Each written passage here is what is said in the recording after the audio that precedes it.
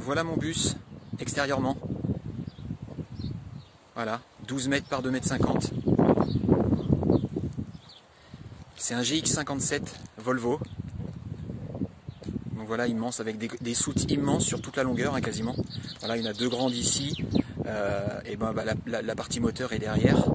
Et j'ai les ouvertures, j'ai 3 ouvertures de l'autre côté pour accéder aux soutes qui sont transversales. Donc elles traversent totalement la largeur du bus. Et donc dedans, sous la première là que vous pouvez voir ici, j'ai les réserves d'eau propres, donc 400 litres. Voilà, Volvo.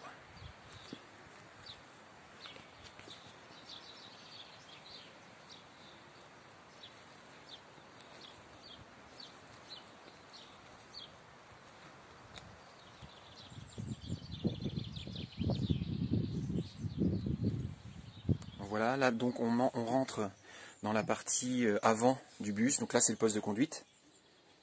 Donc on va essayer de filmer le compteur pour que vous puissiez voir, constater du nombre de kilomètres. Donc 505 250 km pour ce véhicule. Donc c'est un Volvo. 12 mètres par 2 mètres 50. Donc là on est sur l'avant. Donc là j'ai installé 2 tables qui sont repliables le long du mur.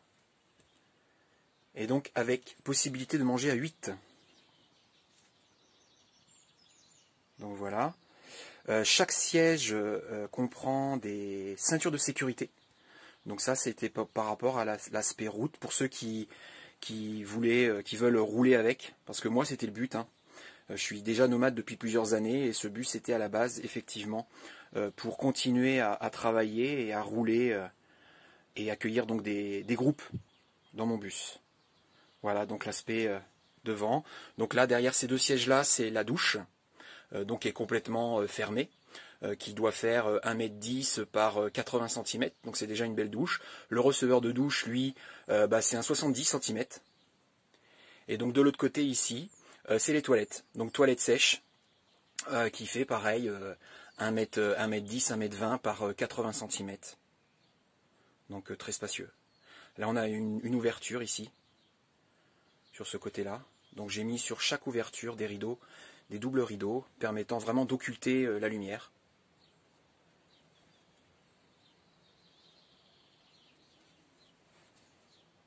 Voilà, les rideaux, j'en ai même mis sur la porte avant, là.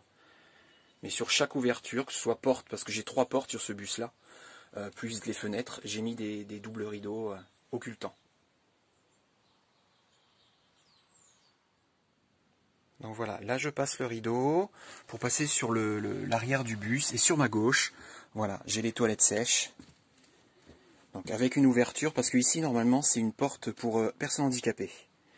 Et donc voici les toilettes sèches avec une poubelle, enfin double poubelle, déjà pour les déchets et aussi pour les sciures de bois, les copeaux de bois, avec un petit meuble en haut pour poser ce qu'on veut, papier toilette, etc. Donc j'ai de l'éclairage partout, 12 volts. Et ici j'ai même un convertisseur 12 volts parce que j'avais prévu juste derrière, voilà, normalement ici, le poêle à granulés. Et donc comme le poêle à granulés fonctionne électriquement, j'avais prévu le convertisseur là dans les toilettes. Donc voilà, de l'autre côté, j'ai la douche. Hein. J'ai la douche de ce côté-là, donc je vais essayer d'ouvrir. Voilà, forcément c'est sombre, donc je vais allumer la lumière pour que vous puissiez voir. Voilà, donc la douche, tout est en PVC, donc voilà, ça craint aucunement l'humidité. Et j'ai mis en plus un rideau de douche complètement translucide. Donc voilà, donc c'est très spacieux, hein. C'est très spacieux. Donc ça c'est la douche, forcément vous vous rendez pas forcément compte parce que avec l'écran ça fait très près. Donc voilà pour la douche et les toilettes. Donc là juste derrière la douche, en sortie de douche, voilà. Donc j'ai le chauffe-eau gaz qui alimente la douche pour l'eau chaude. J'ai l'évier, j'ai le meuble d'évier. Donc là c'est la partie cuisine avec le four et la plaque gaz. J'ai 4 feux. Et donc comme je disais tout de suite, là ici normalement était prévu le poêle à granulés, chose que je n'ai pas fait puisque du coup j'ai décidé de vendre le bus aménagé. Mais donc j'ai cet hiver, quand mes batteries du moteur ont lâché, puisque forcément je roulais pas, j'ai pris ce petit chauffage d'appoint au gaz pour chauffer un petit peu l'habitacle, mais autrement, avec le Webasto, ça chauffait déjà très bien. Mais voilà, le but c'était quand même d'installer soit un poêle à bois ou un poêle à granulés, et moi en l'occurrence c'était plus un poêle à granulés. Donc voilà, donc là j'ai une autre porte avec marche, donc qui s'ouvre avec le pneumatique à l'avant du bus, hein, sans aucun problème. La partie couchage, donc avec en départ voilà, une armoire avec possibilité de mettre des cintres dans le bas, et j'ai 2 étagères sur le haut. Et là voilà, j'ai 2 lits de 70 par 190, mais c'est aussi des rangements. Donc sur toute la profondeur, la hauteur, etc. C'est des grands rangements. Et j'ai un 3e lit, donc qui est prévu juste derrière, qui est encore plus grand, qui fait toute la largeur du bus et 1 mètre de profondeur. Donc ça veut dire qu'on peut mettre un matelas sans aucun problème de 90 par 200. Et dessous, c'est aussi du rangement. Également sous le tapis, là. Sous le tapis, j'ai fait des trappes d'ouverture parce que à la base, il y avait une estrade à gauche, une estrade à droite, et il y avait un creux, comme sur le reste du bus, hein, regardez. Donc c'était comme ça, au milieu. Et moi, je voulais pouvoir scinder les 2 parties de lit pour faire un grand lit de 140 par 190, et donc c'est ce que j'ai fait. Donc du coup j'ai fait un faux plancher avec la possibilité de faire coulisser les trappes et donc avoir du rangement supplémentaire, soit pour les sacs de granulés, soit pour du bois, soit pour des boîtes de conserve ou autre. Mais voilà, donc là déjà c'est pareil, il y a de l'espace de stockage dessous, sans aller dans les soutes, parce que sous le bus il y a également des grandes soutes, notamment pour les réserves d'eau. C'est un bus avec 400 litres de réserve d'eau en poche souple. J'ai 400 watts de panneaux solaires et 2 batteries de 110 Ah pour le stockage énergétique électrique. Donc autant dire que je suis autonome été comme hiver avec les 4 panneaux solaires et puis les 2 batteries. En sachant que les batteries en parallèle que j'ai installées, on peut encore en mettre au moins 2 ou 3 de plus. Donc là, avec 2 batteries de 110, je suis à 220 Ah. Ça veut dire que si on en rajoute 2 de plus, on arrive tout de suite à 440. Donc là, du coup, c'est royal, quoi. Donc voilà, beaucoup de stockage sous les matelas, sous les lits. La possibilité éventuellement, pour ceux qui désiraient faire une armoire ou une commode ici, hein, entre la gazinière et puis le premier lit, c'est ce qui était prévu, ou même carrément faire une cloison qui délimiterait vraiment l'aspect couchage salon, puisqu'on peut l'utiliser également comme salon, et la partie cuisine et puis forcément avant du bus. Donc voilà, l'éclairage LED partout, donc 12 volts, très bien éclairé, j'ai de l'éclairage partout. Et puis qui prennent quasiment pas sur l'autonomie de la batterie parce que c'est du LED, quoi. Donc autrement, le bus est intégralement isolé sur les parois des murs, le plafond, le sol, tout est isolé. Donc moi j'ai isolé tout l'arrière des murs avec de la laine de coton. Le plafond, il est partiellement isolé en laine de coton et également polystyrène avec film alu à certains endroits notamment sous les panneaux solaires. Et voilà, donc sinon le bus, voilà, il est intégralement isolé. Qu'est-ce que je peux dire d'autre? J'ai une caméra de recul. Qu'est-ce que je peux dire d'autre? Donc autrement, voilà, il est autonome aussi bien en eau qu'en électricité, avec voilà une petite cuisine qui permet voilà de faire ce qu'on a à faire, hein, en cuisine.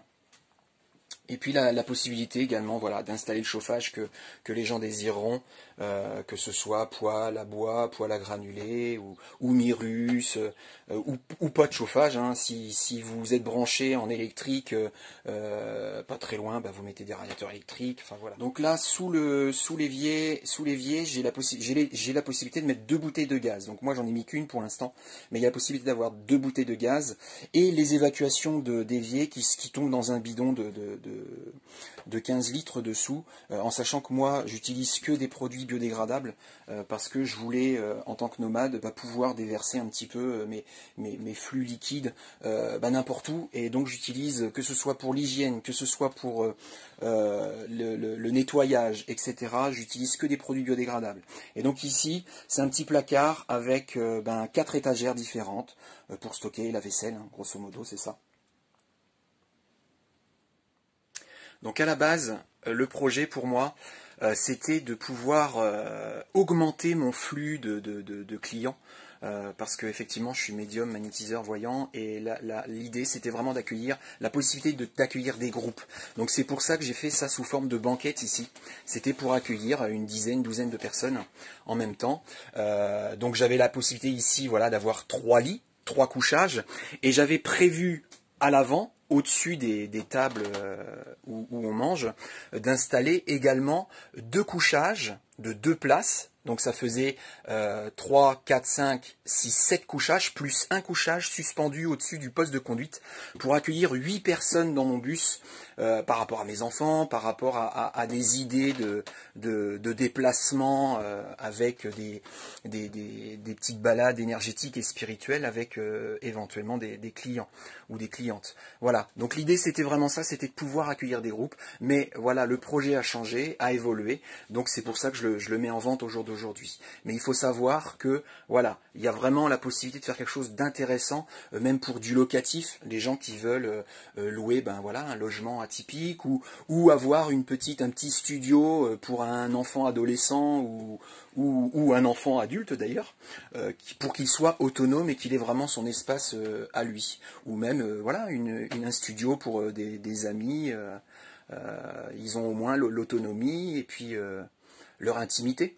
Puisque du coup, voilà, on peut manger, on peut se laver, on peut chauffer, enfin voilà, on peut tout faire avec l'aménagement du bus qui est là actuellement. Il manquera, voilà, effectivement, peut-être un chauffage à installer pour qu'il soit complètement autonome.